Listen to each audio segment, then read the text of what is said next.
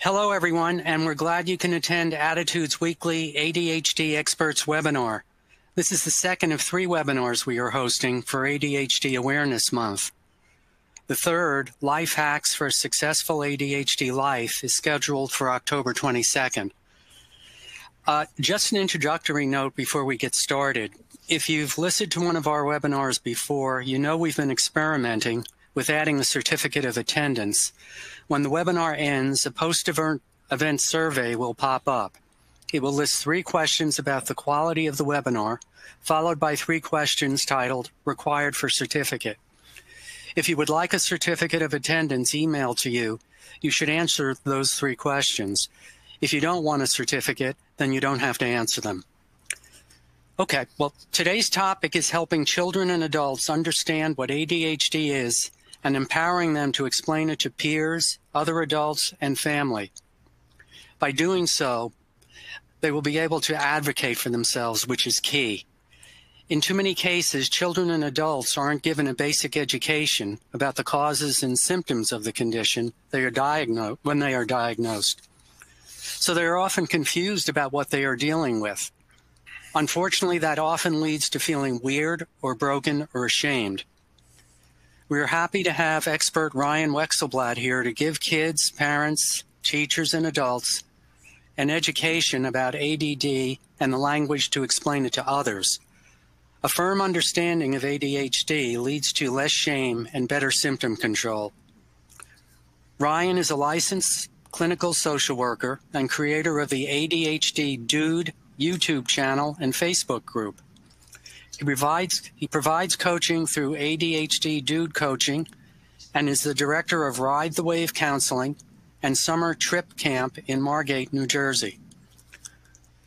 You can ask questions of Ryan anytime during the webinar. We will try to get to as many of them as we can after his presentation. To download the presentation slides of this webinar, click the drop-down menu labeled Event Resources on the bottom left of your screen. If you do not see the Event Resources tab, you need to refresh the page. So now finally, let me turn it over to the expert himself, Ryan. Great to have you here today to help us with this important topic. Thank you, Wayne. I'm really happy to be here, and I want to thank Attitude Magazine for hosting me again. I had such great feedback and so many great questions from my webinar in May, which you can still listen to, so I'm really glad to be doing this. So a few things about what we're going to cover today. So number one is I want to talk about how I explain ADHD to kids and give them the language to explain the diagnosis to their peers. We're going to talk about how parents can explain the condition to family members and friends who may see ADHD as a character flaw or can be judgmental about it. We'll talk about the downside of sugarcoating ADHD by calling it a superpower or gift. We'll talk about suggestions for fathers who may not believe in the diagnosis or think that their child's ADHD-related behaviors are intentional. And if you would like to get a PDF printable handout of this presentation when we're done, you can head over to tinyurl.com/ADHD handout. Okay, and you'll be able to see that again at the end. All right, so a little bit about my story. You can hear kind of more about my background if you watch my first webinar titled The Social Lives of Boys, which you can find on the Attitude Magazine ADHD and Boys page or on my author page. So I am a licensed clinical social worker, and I am a school social worker. I actually work in a school full-time. I'm the father of a son in the picture here, which led me to the social learning field, or what people typically call the social skills field. My son basically lets me have one picture of us together per year. So this is our picture from last year. I'm hoping the next one will be soon. As Wayne mentioned, I'm the director of ADHD coaching and programs and Summer Trip Camp. I work with families all over the country, and the camp is located here in Margate, New Jersey. And I make videos for kids as well as parents at the ADHD channel, and they're also posted in the ADHD Facebook group. So something I just wanted to mention real quick is that my approach is something that I've created based on trainings that I sought out on my own, my experience and my specific approach. So unfortunately, I can't refer you to somebody in your area who does exactly what I do because this is my own creation. Okay. So to get started, one of the things I want everyone to think about is that language is the way we make meaning of the world and give context to our experiences. And the first thing I do with kids when I meet them is ask them what ADHD means. And most of the time they say, I have trouble paying attention. So what I do is I say, I find out what their favorite video game is. So I say, you have trouble paying attention when you play Minecraft. And they say no. And then that's how I kind of get into my, explanation of it. But one of the things that, I really want to mention here, I think is really important, that I find that kids are diagnosed, and even after the diagnosis, I would say 98% of the kids I've worked with have never had really a holistic understanding or explanation of ADHD, and their parents have not either. So it's really important to me to kind of put that information out there and kind of give them this more holistic understanding of what it means. So this is my general explanation of ADHD for kids, which I modify, of course, based on kids' age and cognitive ability. So I say, the prefrontal cortex, or for younger kids, I'll say the part of your brain in your forehead. That's the operating system of your brain, and it's developing a few years slower than the rest of your brain. And I explain that, everyone's brain has things that are easier to learn and harder to learn. And then the things that your brain might make harder to learn are really not things we because I want kids as well as their parents to understand that, when we put accommodations in place in school for kids through an IEP or through a 504 plan, there's nothing wrong with that at all. Okay, but really those are accommodations. They're things that often kids prompt dependent because, in our society, we don't really provide teachers with the education and the training to address ADHD related challenges. Rather, we accommodate challenges, but don't teach strategies that would really be helpful. And that's kind of where I come in and where great resources like Attitude Magazine comes in, help with. So this is the video game analogy I use with kids. And I'm just going to use Minecraft as an example here. So I say, if you try playing Minecraft on a computer in 2016, it might be a little glitchy because you're playing on an older operating system and you're playing the most recent version of Minecraft. And I say that, ADHD is kind of the same thing. The operating system for your brain is developing a little behind the rest of your brain, so, 2 to 3 years behind. So that makes it harder for your brain to do certain things. And I'm really clear with kids because I want them to understand that this has nothing to do with what you're good at, what kind of job you're going to have one day, or anything like that. Okay. So when I go on to explain, the things that ADHD can make it harder for your brain to do, I want them to have kind of specific things that they can relate to. So for one, I say, picturing things that you have to do in the future, planning. So I always ask kids, I say, have you ever done homework and forgot to hand it in? And when they say yes, which 98% or 99% of the time they do, I say, the reason that happened is because your brain you weren't picturing yourself handing in homework in your brain. And that's not, your fault, but that's one of the things that ADHD makes harder to picture things in your brain. The next thing I talk about is being able to feel time. And I say, I know you know how to tell time, but feeling time is different. So for instance, when you're doing something fun, like playing video games or watching YouTube, it might feel that you've only been doing it for a minute when you've really been doing it for a half an hour. And I explain the concept of hyperfocusing that. And I say, whereas on the other hand, if you have to do something like take the trash out, which will take less than 5 minutes, it might feel to you like it could take an hour because it's something that's not interesting. And if your brain makes it hard to feel time, then it's going to be harder to kind of get through things like that. The other thing I explain to kids is that, things that ADHD makes harder for your brain to do are thinking about other people's thoughts about what you're saying and doing. So really what that is perspective taking, right? It's understanding how you come across to others, but also being able to think about others' thoughts about your behavior, your words, based on the context of this. And the other thing that really resonates with parents I bring up with kids, I say that, ADHD can make it difficult for your brain from switching from doing something you like to doing something that's boring. So for instance, like getting off the computer to go take a shower, which is, one of the number one things I hear from parents that they fight about is that transition from preferred activity to non-preferred activity. And again, I explain to kids, I say that ADHD is a description of how your brain works. It is not your identity, and it is not a mental problem, because I've heard a lot of kids say that it's a mental problem. I also don't call ADHD a disability, although technically it is a neurodevelopmental disability. But the reason I don't say that is because I think just using the word disability is, it's disempowering when you're giving an explanation. So the main thing I want to convey to kids is the concept of self-directed talk, or what I call using your brain coach. So I say that the most important thing that ADHD makes it harder for you to do is use your brain coach, which is self-directed talk. And what I say to kids is that, ADHD means that the volume on your brain coach is turned down too low. And I explain your brain coach as, it's a thing that helps you get through things that are boring or not interesting. It's what helps you plan what to do. It helps you figure out what's happening in certain situations. It helps you, think about what you should say. So we use our brain coach for so many things throughout the day, and you have a brain coach. It's just that the volume is turned down too low. And I use that analogy because I want kids to understand that they have self-directed talk. They're just not always using it because they're not always hearing it. And I think that's kind of the way to make this, very kind of abstract concept a little more concrete, tangible. So, role of your brain coach, I explain, is, like I mentioned, it helps you get through things that are difficult. It helps you figure out what you're supposed to be doing. This is a big one. It helps you figure out what's a little problem, a medium problem, or a big problem. And the reason I bring that up is to address emotional regulation. So, I'll say, you ever yell at your parents about something and then realize afterwards, or yell at your friend and realize it wasn't a big deal and you feel kind of bad about that? And I say the reason that happens is because your brain makes it hard to figure out, what's a little, medium, or big problem.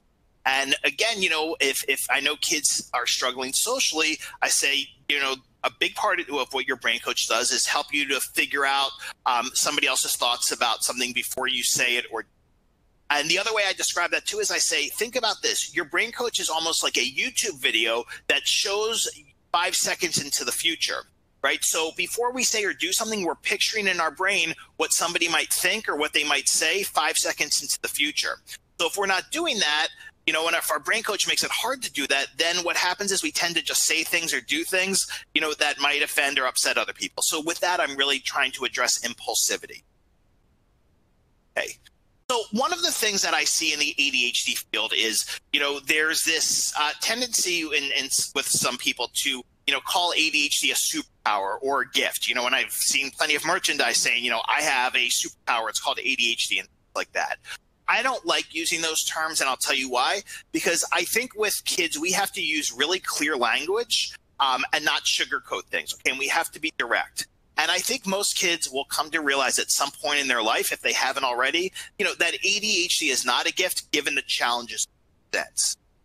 And the other part with that is a superpower is not something you need to take medication to. The other thing I want to convey to kids is that being able to manage ADHD takes a tremendous amount of effort. I say to kids, I know you can do this, and it's going to be a lot of work. So I think when we kind of call it a gift or a superpower, that takes away the implication that, managing this is a lot of work on your. Okay. I do acknowledge that the way that ADHD can be helpful in terms of focusing on details, hyper-focusing on things that you enjoy, and how those things can help you at a job one day. But the other thing is that we need to get better at these things that your brain makes a little harder to learn or to, and that's what my job is. Okay. So I wanted to talk a little bit about the language I give to kids that explain ADHD to their peers. And really the idea with this and these examples I'm giving you is to kind of think about, if your son or daughter or your grandchild doesn't have the language to explain it, that's going to make things a little more challenging for them. Because what a lot of times kids with ADHD do is when they don't have the language to explain, ADHD, is they make self-defeating comments about themselves to other kids to kind of turn it into so they say things like, I'm stupid, I'm a spaz, that kind of thing. So these are just some things, and you can kind of pick and choose what you feel is age appropriate for your child, and kind of, you can even read these off to them and kind of say, which one do you think would be easiest for you to remember, or which one do you like best? So the idea is that they can kind of take ownership of this language, and explain it in a way that's most comfortable for them. So one example I use is, my brain makes it hard for me to picture what I'm supposed to be doing and to pay attention to things that I'm not interested in. So that's, why I always kind of space out during math class and the teacher always calls my name. Another one is ADHD can make it hard for you to think about the future before you do something. So that's why I call out in class a lot. So if you notice, what I'm doing here is I'm kind of attaching a common behavior to the explanation, because that helps other kids have context for understanding the behavior. And I want kids to have the language to give others context about why they do or say the things that they do. Okay. Another one is sometimes, my brain makes it hard for me to figure out the difference between a little problem or a medium problem or a big problem, and that's why I get really mad sometimes. Another one is, when you have ADHD, your brain makes it hard for you to pay attention or sit still for anything that you think is boring. So what I'm doing here is, I'm taking the focus kind of away from the kid in the sense that I'm giving more of a general explanation with ADHD, but then giving them the opportunity to give, like I mentioned, to give context to their experience and what other kids experience with being with them. Okay. And I really want to encourage you to, help your kids develop the language to explain this, because again, if they don't have the language and if they don't have an understanding of ADHD to begin with, they're just going to make self-defeating comments, to kind of laugh it off because they either feel ashamed or embarrassed. And, the last thing we want kids to do is feel ashamed or embarrassed about something that they can't. Okay, this is the explanation I give more for high school kids. So I, explain to them more about like the frontal lobe. And I say, that ADHD, I say you can explain it this way, that ADHD, that the operating system part of your brain called your frontal lobe or your frontal cortex is developing about 3 years slower than the rest of your brain. So it makes it hard to remind yourself of things that you need to do to get through boring things and think about what you say before you say it. Because again, with high school kids, what I want you to think about is the older we get, the more social expectations go up. Okay? And the older you get, the less kind of understanding and tolerance there are particularly for social faux pas. So I want kids to be able to really kind of explain this well, even at the high school level for kids, so they can be a little more empathetic and understanding about it. And again, because we want to move them away from kind of using self-defeating comments or negative language of saying, I'm stupid or I'm a spaz or whatever it is, because they don't have language to. Okay. All right. So let's talk a little bit about explaining ADHD to family members. One of the things that I hear from parents a lot is that this is an area they struggle with, because sometimes family members can be a little judgmental, or they like to, maybe tell how to parent, or they like to share their opinions about what parents are doing wrong. So I want parents also to have a very clear and simple language and explanation they can give to other people, because I find when people don't have that, it makes it more difficult for people to kind of have empathy for kids and be a little more understanding. So I explain that ADHD is a neurodevelopmental disability, or I tend to call it a lot a neurodevelopmental challenge. It means that the frontal lobe, the self-control part of the brain, is developing about 3 years behind the rest of the brain. And this means that kids with ADHD, they may have lagging skills in one or more of these areas. Typically, it's multiple areas.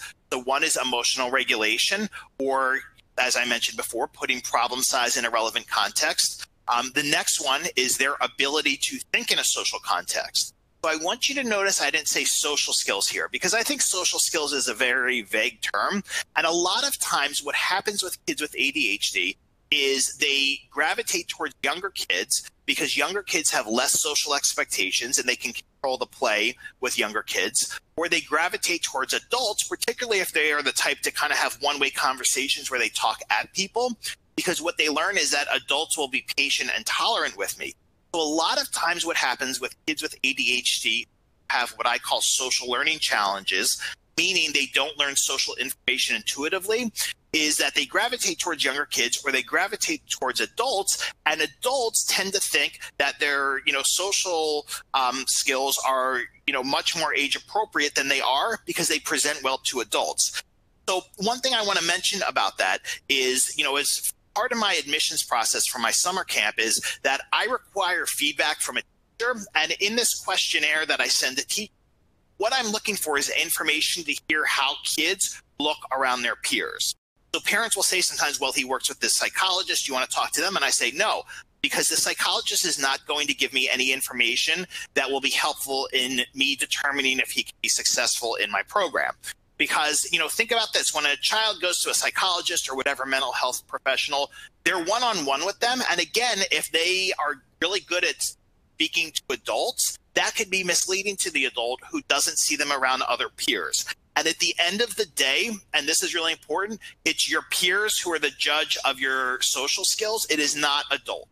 Okay, your peers are the ones who are going to judge if your social skills are, you have a level of social competency, say. The other thing that I have parents explain is that a big piece of ADHD is that it makes it difficult to persevere through non-preferred tasks. So it's a lack of resiliency to persevere through non-preferred tasks. And the last piece, again, is that it makes it difficult to use self-directed talk, or we can explain to other people as your internal dialogue that we all have. One of the things that, I encourage parents to do is I encourage parents to not really use the term executive functioning a lot. And I'll tell you why. Executive functioning is an umbrella term, and it's something I find that most people don't really understand because it's kind of a vague term. And I will tell you, I find even in schools, a lot of educators, they believe what an executive functioning means is your organizational skills as they apply to academic subjects. But really, executive functioning is a very broad term, and it's really global in the sense that it affects so many different areas of your life, not just academics. And the other thing I want parents to explain to family members is, and I should also mention, I explain this to kids and parents as well, that ADHD should really be called executive function developmental delay, because that is a much more accurate term. That's something I learned from Dr. Russell Barkley, and I want families to understand why that's more, of an accurate term, because, ADHD, when, means attention deficit hyperactivity disorder, not all kids with ADHD are hyper. So it's really kind of a misleading term. And I think we will get there to eventually call it executive function developmental delay. But for right now, people still do not have a good understanding of what executive functioning means, which is why I encourage parents to, often stay away from that term when they explain ADHD to friends or family members. Okay, so when I hear about family members being judgmental or friends being judgmental, what I encourage parents to do is explain to them, that you can't speed up the development of the frontal lobe or your frontal cortex by being stricter or punishing a child. Because that's one of the number one things I hear from parents is they say, that family members say, well, if you were just stricter with him, or if you would punish him more, then he would learn. Okay? They don't understand that that's not going to speed up your development of your executive functioning. Okay? And the other thing, which I don't even really get into, is explaining that, kids with ADHD have difficulty with episodic memory, meaning they don't always associate their past experiences and emotions with those past experiences and apply that information to the present. So when, family members say, well, he does the same things over and over, you can explain, well, this is, difficulty with episodic memory. But again, that's kind of an abstract concept, I think, for people to understand unless they're really familiar with it. I also encourage parents to help explain to family members and friends that ADHD is on a continuum from mild to severe, and kind of help people understand where their son or daughter fits in on that continuum if they have a sense of it, because that gives people some context for understanding the severity of their symptoms as well, and it can help people to be more understanding. So one of the things that I want you to think about is to really think about ADHD as a continuum rather than three separate profiles. To my knowledge, in the European medical model, ADHD is seen as more of a continuum, whereas in the United States, we have, these three distinct types. We have inattentive ADHD, combined type, and then just, the hyper impulsive only type. Personally, I have never seen any kid in my career who is just hyper and impulsive but can pay attention. So I really don't know where that came from. So I think this graphic is much more helpful for families to understand that ADHD ranges from, the mild inattentive profile. And I have seen kids with that profile. And to be honest, there's a segment of those kids who are the only ones who I've seen who can be successful without medication. Anybody else beyond kind of that very left tip of the arrow usually requires medication to be successful. Then at some point as we move further along here, we get into the moderate or inattentive profile that also includes hyperactivity. And then on the other end, we have the more severe inattentive and impulsive profile. The other variables we have to take into consideration here and help family members to understand is, is anxiety part of your child's profile? We know that about 30% of individuals with ADHD also present with anxiety. And some people believe that that number is low. And I agree with that because, you know, a lot of males in particular do not articulate anxiety. They might not even have the language for that. And one of the things, you know, I want to talk about real quick is that I work with a lot of guys who have social anxiety. And when I explain social anxiety to kids, one of the things I say to them is, you know, this is not something that boys talk about. You know, have you ever heard a kid in school talking about their anxiety or saying they have social anxiety? And of course, kids always say no. But the really important thing is that I find when I teach kids about social anxiety, they think they are the only one in the world who has it, because this is not something that is talked about, particularly amongst boys. So we have to help family members understand how anxiety may or may not play have a piece in this in terms of behavior, because one of the things that's really important is anxiety affects behavior greatly. Okay, learning disabilities can also affect behavior greatly. Kids with slower processing, you know, might act silly because they're embarrassed of their slower processing or because they can't keep up with what's going on. You know, kids, I've seen a lot of kids who have difficulty with reading or with dyslexia act out in class or act silly because they feel so ashamed of their difficulty with reading. So for those kids, you know, we have to not only explain the continuum of ADHD, we also have to explain how things like anxiety or learning disabilities or sensory issues play a piece in their profile as well. The one thing I want to also clarify with this real quick is that, you know, I see a lot of kids being diagnosed with sensory processing. And I want people to understand that there's a difference between having sensory issues and having sensory processing disorder. Okay. So my son, for instance, has sensory issues. You know, he doesn't like mushrooms and he doesn't like loud music and mushy foods and this and that. Okay. That does not mean he has sensory processing disorder. And what I'm finding and what some of my colleagues in the OT, the occupational therapy field, have shared with me is they are seeing that sensory processing disorder is being overdiagnosed at a really significant. So I just wanted to mention that as well. Okay. This is another graphic I use that you can show family members. And this will also be available on the ADHD Do Business page as well as a Facebook group after the presentation. This is a sample developmental chart of a 12-year-old with. So if you look on the left here, what you'll see is, you know, ages. And at the bottom here across is developmental areas. So the developmental areas I have listed are physical maturity, language skills, emotional maturity, social maturity, and executive functioning. Now, theoretically, we can put, you know, emotional maturity and social maturity maybe under executive functioning, but I want to parse that out as a separate. So let's take a sample, you know, just a typical 12-year-old.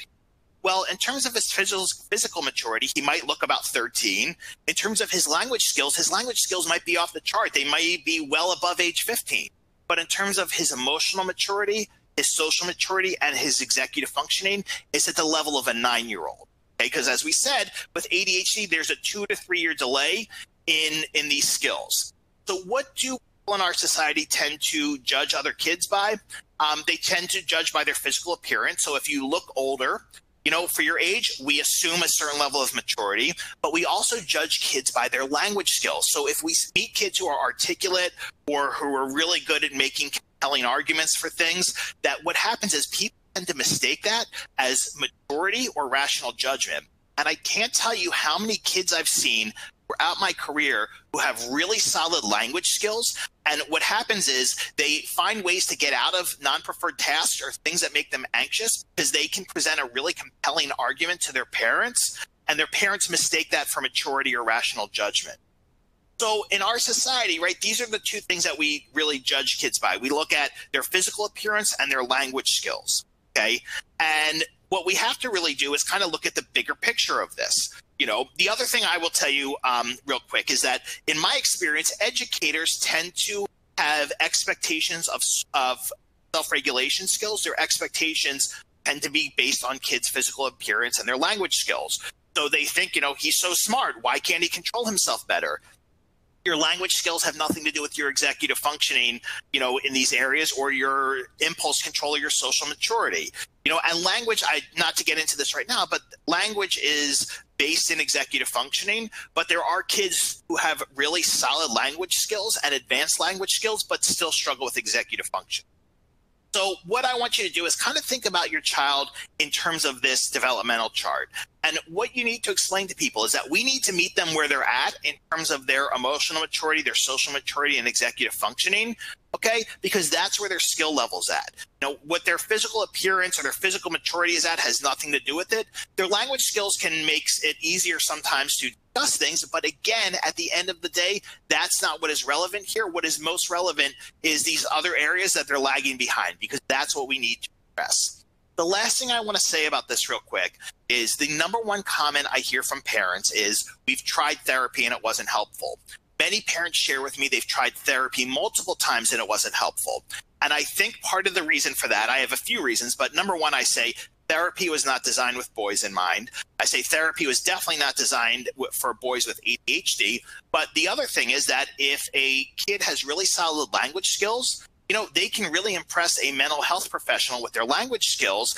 And because the mental health professional is only kind of hearing secondhand typically about their lagging executive functioning and their social learning challenges, emotional maturity, it's hard for mental health professionals to have a really comprehensive picture, because they tend to, again, look at the language skills. And let's face it, in our society, myself included, I got no training in ADHD when I went through graduate.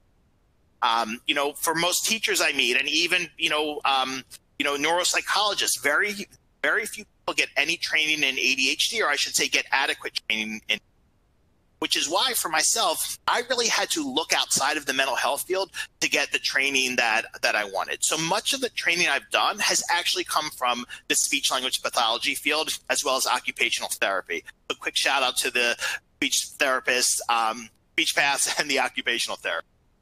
Okay, so a few more things I think is helpful to give family members or friends a relevant context for understanding ADHD. It's hard for people to see ADHD-related challenges because people with ADHD look like everybody else. And when people do not present with challenges that are clearly apparent to other people, people then tend to be less empathetic and understanding than they would be with somebody who has noticeable challenges. So let me give you an example really quick. When somebody has Down syndrome, people are almost automatically going to be empathetic and understanding with them because they have some noticeable, differences. For individuals with autism who kind of have some features that are easy to see, whether that's, flapping or rocking or whatever it might be, people tend to be more understanding with them.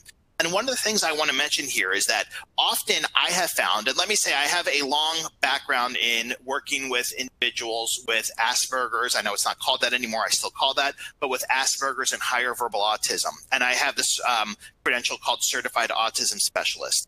I can tell you from my personal experience, I've seen the same behaviors in individuals with higher verbal autism, particularly when they make social faux pas, that when those same behaviors are in kids with ADHD, people tend to look at those behaviors in kids with ADHD as a character flaw or a choice, whereas when kids with autism or Asperger's do those same behaviors, people tend to excuse them more and say, oh, well, that's just part of his autism. Right? So I want you to think about how our society judges differently based on their appearance, but also in the diagnostic label they had.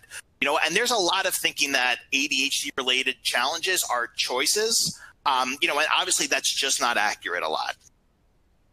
So if you find that a family member or friend is really being judgmental, what I want you to explain is that, your son or daughter's, their behavior is never an excuse. It's an explanation for why he or she does the things that they do. And the other thing I would say, and this is a little confrontational, but you could say, if he had autism, would you be saying this? That's also a neurodevelopmental disability. But again, people don't kind of associate ADHD as a neurodevelopmental disability, which it is.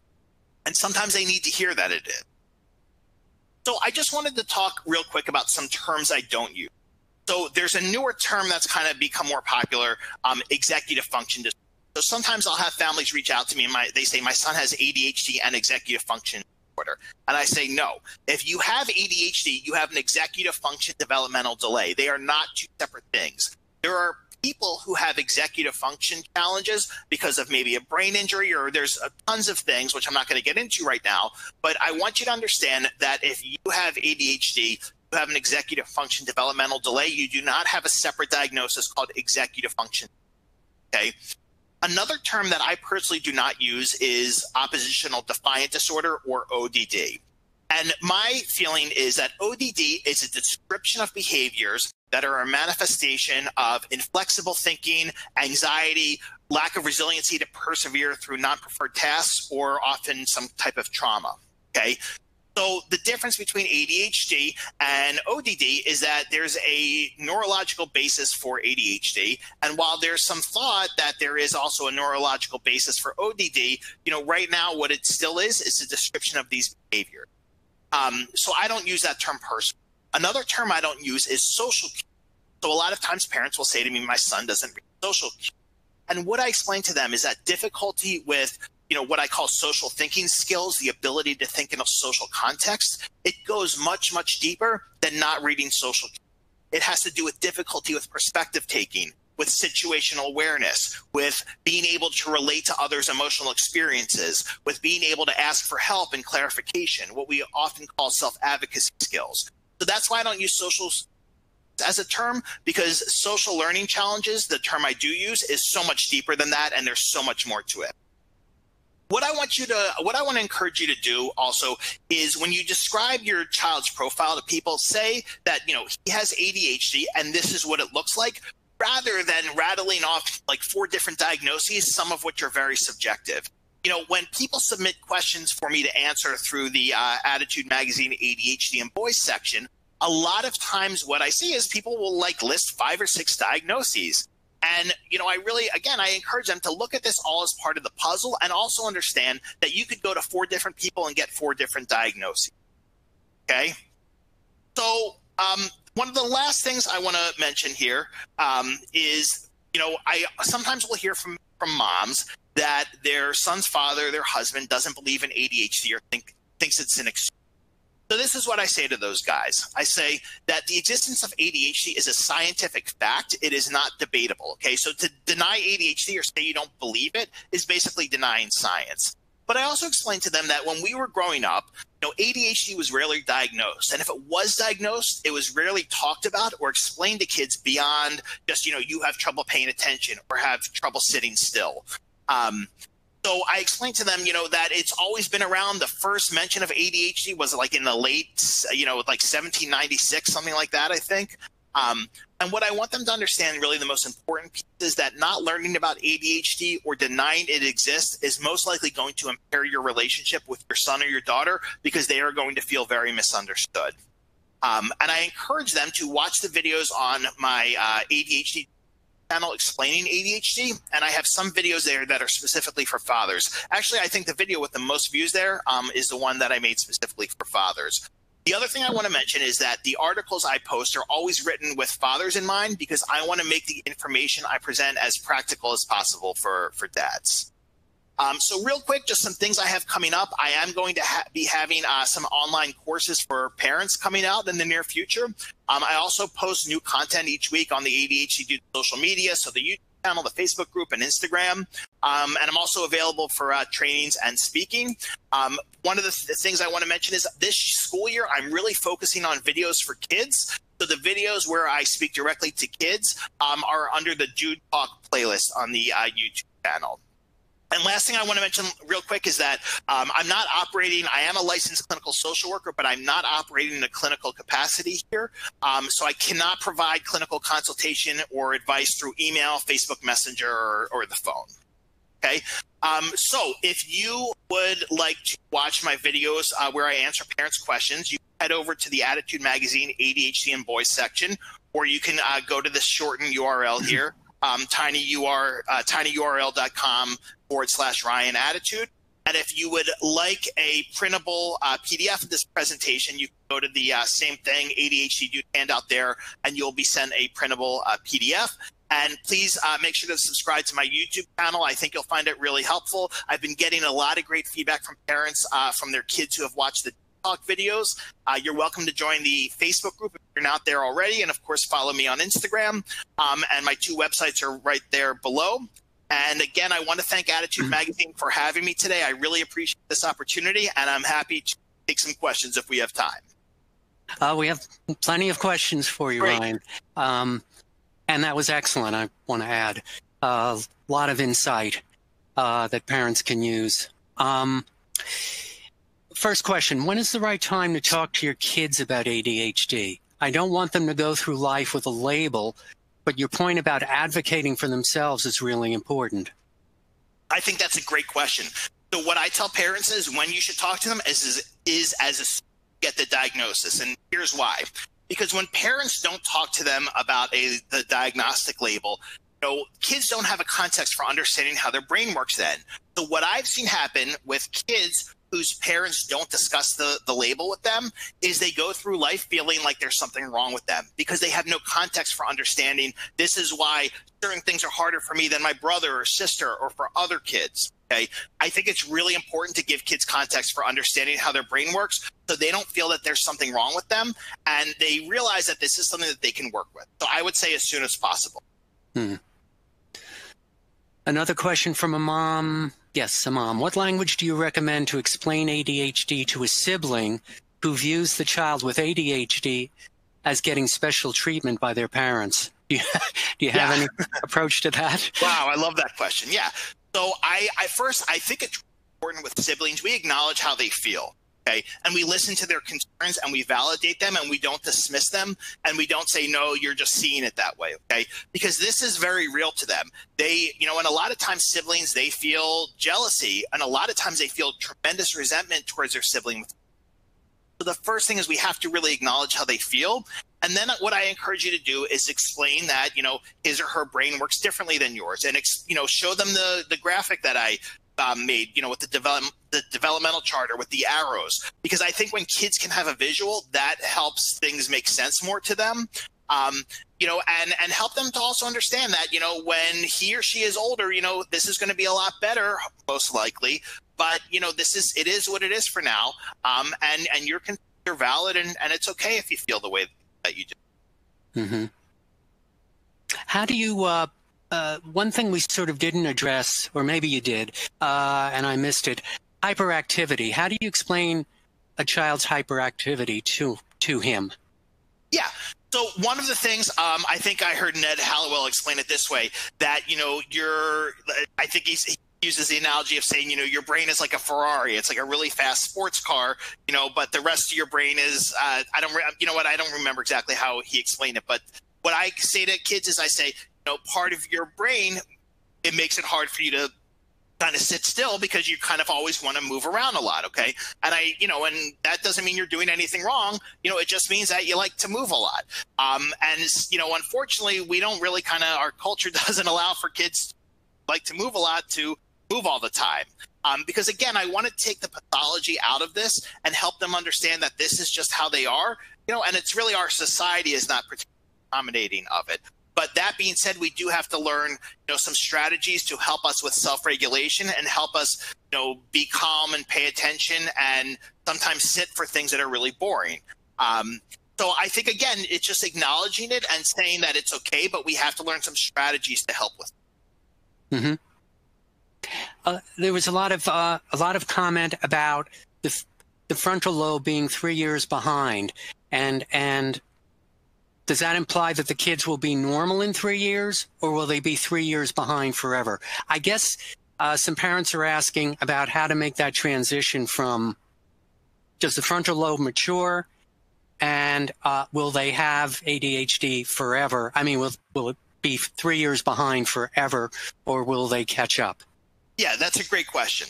So what I explain to both kids and parents the first time I speak with them is that the frontal lobe is not done developing for anybody until you're about 25, 26. It's the last part of the developing. So if we're talking about that, ADHD means that your frontal lobe is developing about 3 years, 2 to 3 years behind the rest of your brain. It means that that part of your brain is not going to be done developing until you're about, 28, 29. So that being said, it's really hard to say, how ADHD will affect anybody as an adult. What we do know is that hyperactivity and impulsivity tends to subside with brain development and with age, but not completely. One of the things I'll mention to you is one of the ways in which I see that, impulsivity affects adults with ADHD is a lot of times with spending money. They tend to sometimes compulsively spend money that they don't have. So it's really hard to say, but what we know is that, yes, hyperactivity and impulsivity tends to get better as they get older. And for many individuals, the inattentiveness tends to get better as well. But there is no way to really predict any of this. The other thing I want to mention to parents is that there are many, adults with ADHD who struggled socially as a kid because of their social learning challenges, and they still present with social learning challenges today. So the more we can educate ourselves and kind of be proactive about this, I think the better, because that was kind of a long way of saying is that we can't really predict the future, but in many cases, ADHD symptoms do improve with age and with brain development. Mm-hmm. This mom is talking about her 8-year-old daughter who frequently says there's something wrong with me because I have ADHD, or she'll tell other kids I have ADHD. Like something is wrong. Despite my comments, doctors' comments, and other people's comments, she persists in this. How can I help her? Yeah. So one of the things I think is important here is not to try to constantly reassure her, know that there's nothing wrong with you. Okay. If you've explained ADHD in a really clear and concise way to her, okay, then I would say to her, when you tell other people that, their thoughts they have about you are that there maybe is something wrong with you, but there really isn't. And my guess is, and I can't be sure, that maybe this girl is saying that as a way to kind of get attention, or because she wants, people to say, no, you're not, you're okay. A lot of times kids make self-defeating comments because they want reassurance from others, but often, that doesn't kind of fulfill them. So I think the most important thing to do is help her understand others' thoughts about her when she says it. Help her again explain that this has to do with brain development, and how common ADHD is. And the third thing I would say is, don't try to constantly reassure her she's okay, because that is something that has to develop internally within her. And also, you don't want to give it more attention than required, because if she becomes kind of this, magnet for reassurance or for praise by being negative, that gets into kind of a negative pattern that you don't want to get in. Mm-hmm.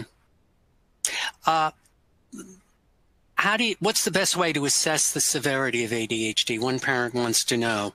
I mean, you gave us that chart and you said it's a continuum, but is there any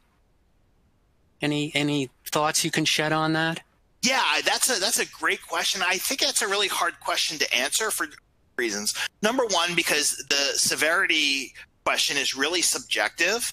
But I think the best way to kind of get a sense of it is to look at, to speak with a medical professional, and you can ask them, say, in terms of the kid you see with ADHD, where does my son or daughter kind of fit in on this continuum from mild to severe?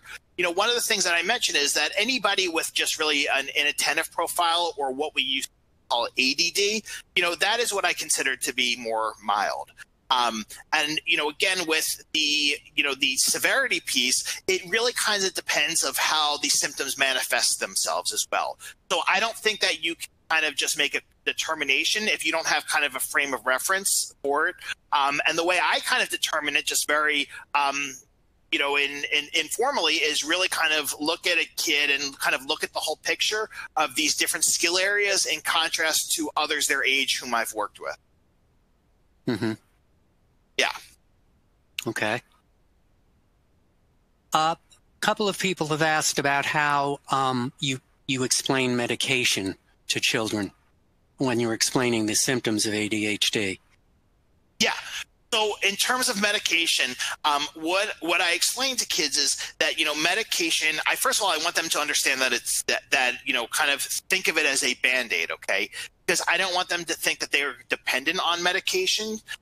So I say that medication is something that, kind of helps your brain, slow down a little bit so you can hear your brain coach a little better. And it's kind of a Band-Aid, to use, but it's not something, it can't fix you, and it's not meant to fix you, and it can't make ADHD go away. It's just a Band-Aid to kind of help slow your brain down a bit and make certain things a little easier, like sitting still in class or paying attention, that kind of thing. Mm-hmm. Yeah. And we know that ADHD is genetic, and let's say the parent, the father or the mother has ADHD. Can that somehow factor into the explanation to the child? Absolutely. Yeah. I think if a parent is diagnosed and they want to share that there's, definitely a genetic component with this, I think that's absolutely appropriate. And I think what would also be helpful for kids to hear if they have a parent who's diagnosed is things that the parent has kind of learned on their own to help them, what strategies they've used. And not saying that kids necessarily will want to use those strategies or kind of take them on. But I think it's important for kids to hear from parents that this is something that you can deal with because I've learned to deal with it and be successful. Yeah. Yeah, that's a positive scenario. Yeah. How do you educate a teacher on ADHD and impulsivity? Apparently, the teacher believes the actions are deliberate that the kid is committing in the classroom. So, yeah, I had to take a sigh before I answer this. That is unfortunately something I hear a lot. And what I want parents to understand is, again, teachers not giving any training or education really in ADHD. Even special ed teachers are given almost no information in ADHD. So what I want you to think about is that if a teacher kind of takes this attitude that his behavior is intentional or he can do the work, he's just being lazy, whatever it is, they see it as a character flaw. I want you to try to not take it personally because, what they're saying is a result of their lack of education or information. And one of the things that I think is a really great resource is that on the CHAD website, so if you're not familiar with CHAD, Children and Adults with ADHD, they have a teacher resource card that was made by some of my colleagues in the Philadelphia chapter. I believe they made it. And it's just a really great resource for to help them understand ADHD. It's not like a ton of information, but it's really the important stuff they need. And so if you look on the CHAD website for your information card, I think you'll be able to find it. Okay. Yeah, that's good reference. That's a very good reference. I've been there and seen it. And I'm sorry, Wayne, just one more thing too. Yeah. And obviously, feel free to send the Attitude website because there is a plethora of amazing information on the Attitude website. So I think that's a really great resource to share with teachers too. I wouldn't do it constantly, but say, oh, by the way, here's a really great resource, and maybe just kind of send them a link for something that is relevant to something they brought up with, and kind of use that as an intro to help educate. Right.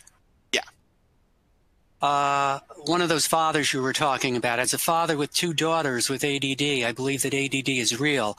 How do I make sure that ADD is not used as an excuse by my daughters for all their bad behavior?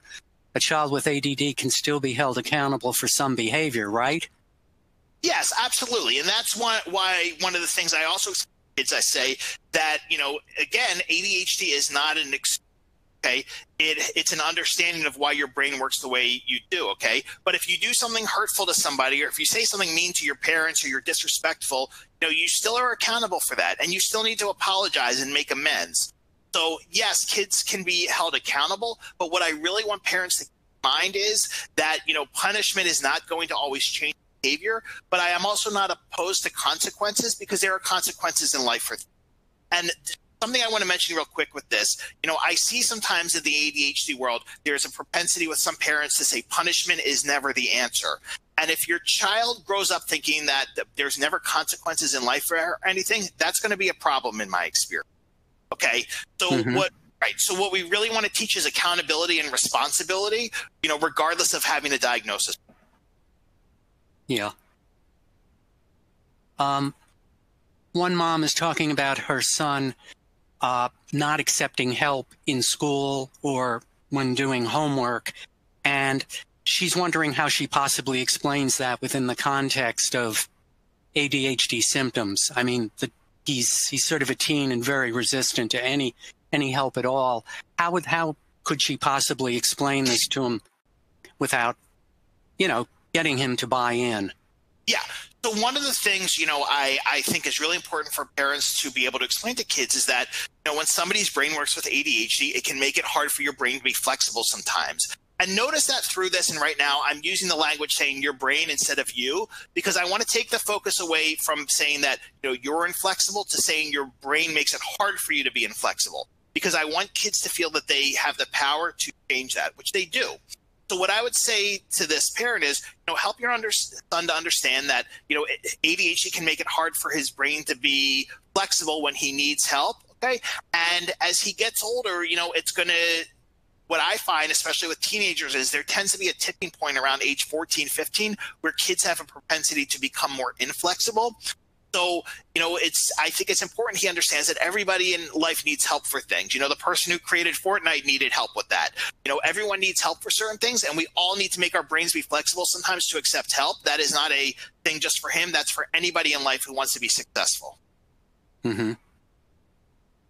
I know this isn't your prime group you work with, but an adult wants to know how to possibly explain ADHD in the workplace to his boss, or do you have any thoughts about that, or is that just that's sort of out of your bailiwick? Yeah. So to be honest, that would take me a little time to think about because I don't work with adults. But I think that's a really important thing for adults to remember is that, for those of us who are adults, most of us did not grow up with an understanding of ADHD. And many people think it's something that just kids have. So I think the best thing to do is explain to somebody's boss, say, look, I just want you to understand, I've been tested or I was evaluated, with ADHD, and here's what it looks like. And I think it's really important to give, employers, a very clear picture of what it could look like within the context of the workplace. Mm-hmm. And I think that's really the best thing you can do. Yeah. Yeah.